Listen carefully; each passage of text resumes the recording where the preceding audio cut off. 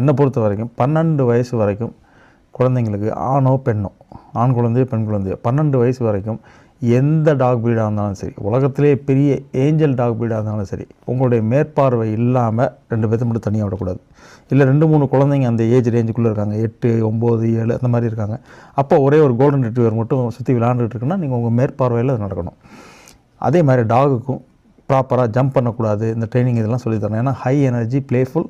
அதுக்கு ப்ளேஃபுல்னால் 2 விஷயம் ஒன்று பண்ணும். ஒன்று ஜம்ப் பண்ணும், அதனால் கால் பாதம் நகம் படலாம் மேலே. இல்லைன்னா வாயை தான் யூஸ் பண்ணும், அதுக்கு கையே தான்.